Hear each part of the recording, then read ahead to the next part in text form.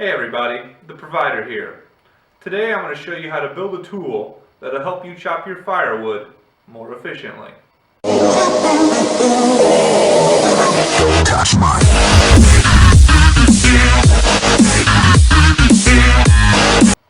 Okay, before we get started, please subscribe to the channel.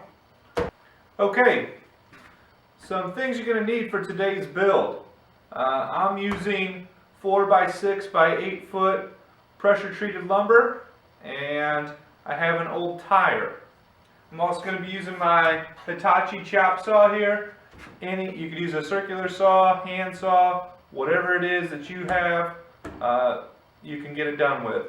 You're going to need a cordless or corded drill, along with some 3-inch screws, and then some shorter panhead screws for attaching the tire to this lumber. Okay, we're going to get started by marking out this lumber in 24-inch sections. So I got my tape measure, a square, my pencil here. I'm going to run this tape all the way out. I'm going to mark on 24-inch centers. Sometimes when you're working with pressure treated lumber, a pencil doesn't always work the best because it's too wet. And in those cases you need to use a knife or a Sharpie to get your marks.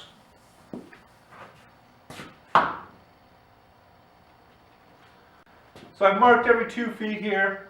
I'm going to take my square and just continue the marks all the way across so that I know that I'm getting a good straight cut.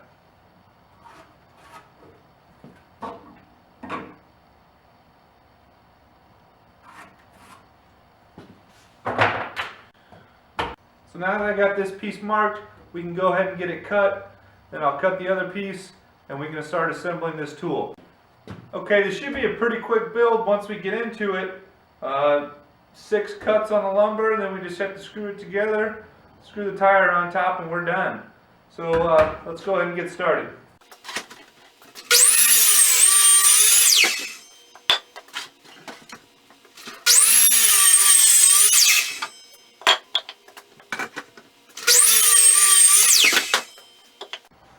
Okay, just like that, we got 4 pieces cut. Let me get this other piece here. This one's a little bit heavier.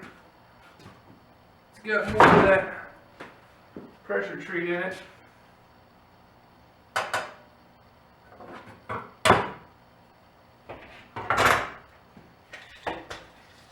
Run my tape out again.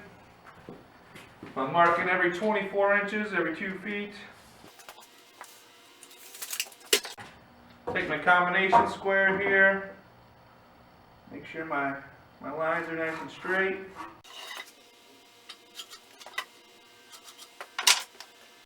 Alright, let's get the rest of these cuts done, and then we'll be on to assembling this efficient firewood tool.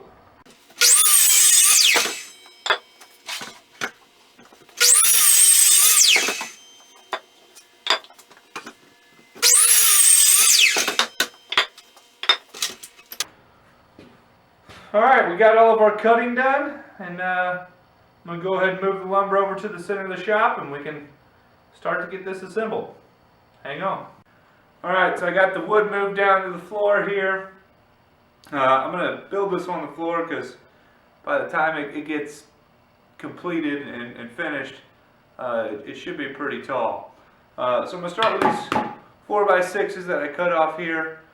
These are the last 2 cut-offs, so they're a little bit longer than 24 inches. So I'm going to put those on the bottom just so I can get a little bit wider of a footprint. I'm going to take these other 2 4x6 pieces, set them with the 6-inch side up so that we get a good amount of distance between us and the ground. Take my square here to just double check to make sure that we're building everything nice and square. Everything's looking good. Yeah, just feel it over on this other side here. Make sure that the go. Move that one a little bit, so I want to double check on my squareness. Good. Alright, so now you need to take your drill, and we need to pre-drill some holes for the screws to hold this in. I'm going to be using some coated 3-inch hex drive screws, star drive screws. I'm going to be using 6 total screws per board. So 1 in the side here, 1 through the end, 1 through the other side. And make sure you offset these 2 side ones so that they don't hit in the middle of the wood. So I like, when I'm starting my screws, I always start in straight and barely go in just to get the drill bit started. And then I start going in at an angle. So start straight, get it started, tilt your drill up, go in at an angle.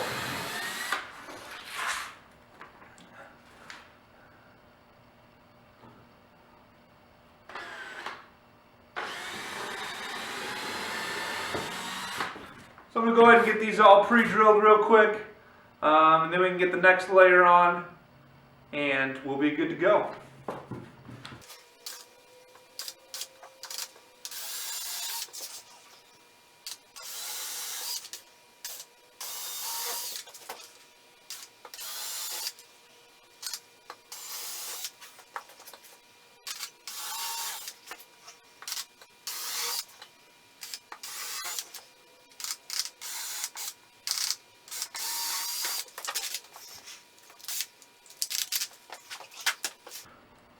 Okay, got these all pre-drilled, so I'm going to go ahead and re-square it up because I did move them when I was drilling them in.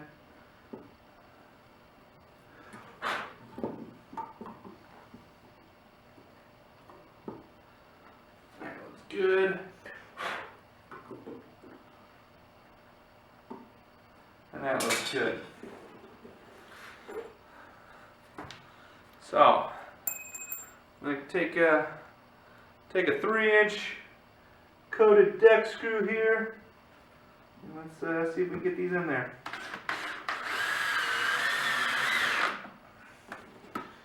Sinks in real good. Alright, it's now a 3-incher.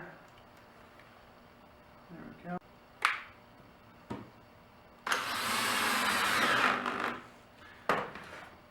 Okay, well, I'm going to get the rest of these screws driven in, then we'll be up on to the next level, and we can talk about that.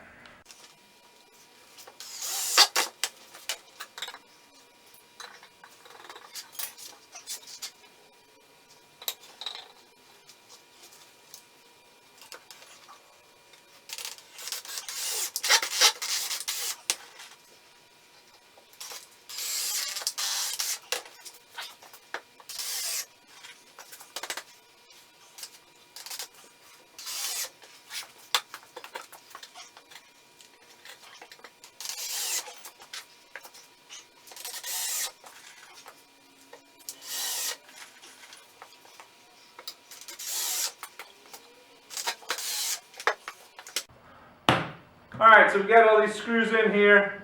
This thing is rock solid already. I'm going to go ahead and throw the next couple pieces up, and you'll start to get a better picture of what we're going to be doing here.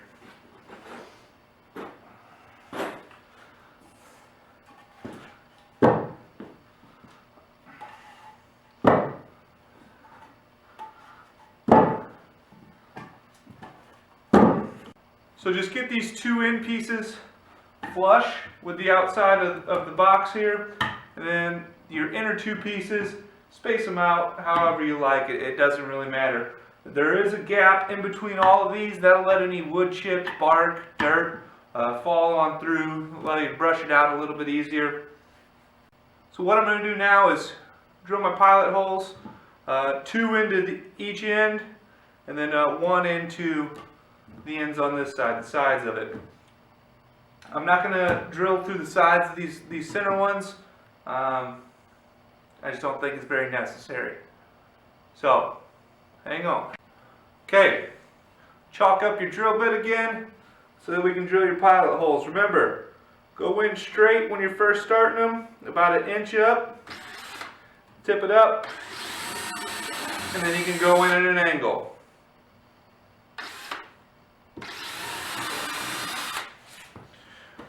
You got to make sure you don't drill in too far, because when you tip it up, you don't want to snap that drill bit. Alright, I'm going to finish up the rest of these, and then we'll be ready for the next step. Hang in there.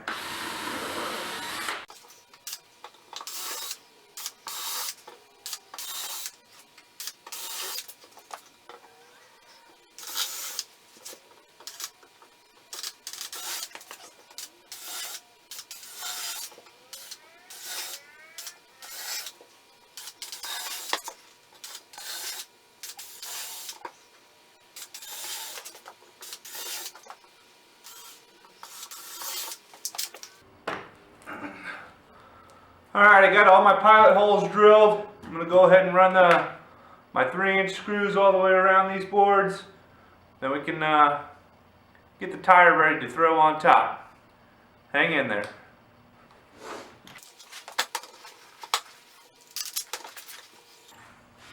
Big thing is you want to make sure that these 2 outside boards are lined up fairly decent. Other than that, everything's kind of done by eye.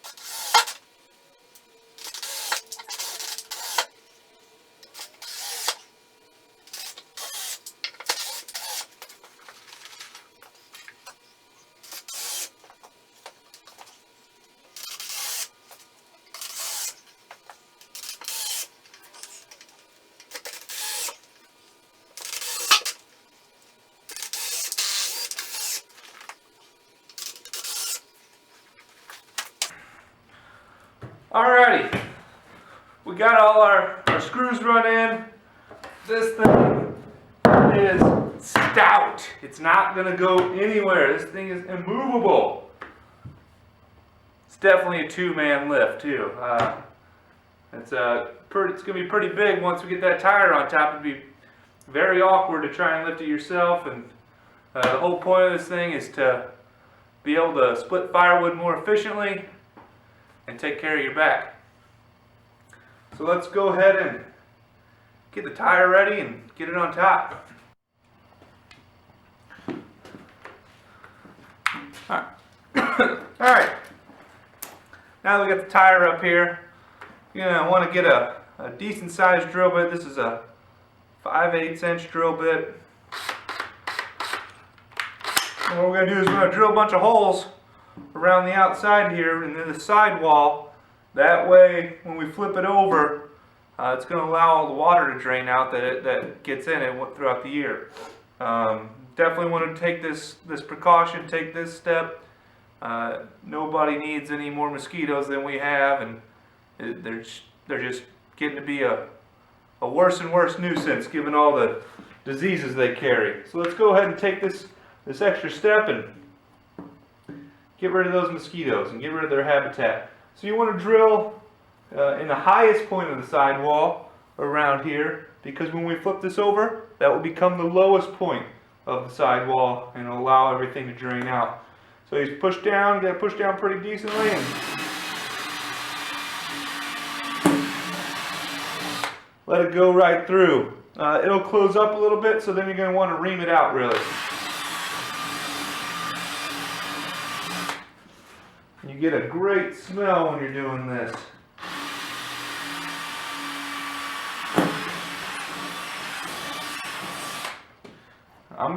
I'm just going to go around and put a hole about every foot.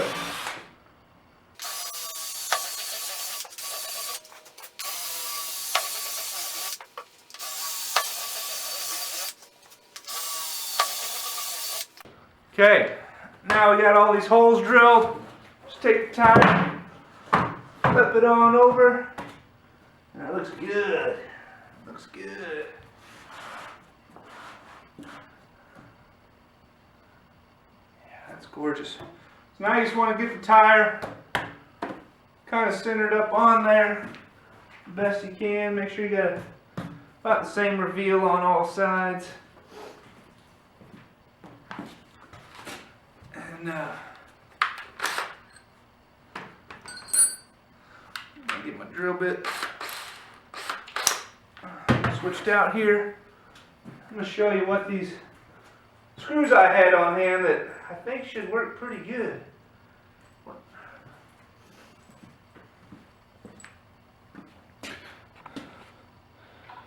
These are the screws I had on hand. They're the hex drive that I really like. 1.5 inch and 5/8 screw, don't really know. They got this nice wide pan head on it there, and I think they'll do great holding that tire on. Really aggressive thread. They got a self-driving tip there, so they should go through the tire pretty easily. So let's see how that works. Alright, so I'm just gonna run these screws through the best that I can. It's gonna be kind of awkward getting them in there.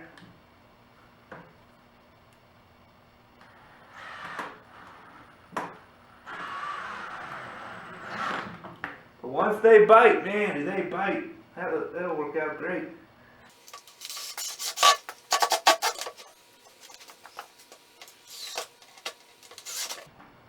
Yeah, these things suck in there really good. You just gotta kind of get them pretty close to the low point of the sidewall. And you just let that screw do the rest. It just jumps right in there. Man, that's great.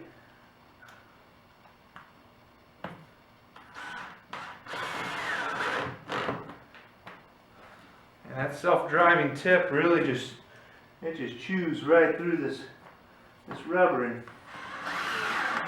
gets right in there. That's wonderful.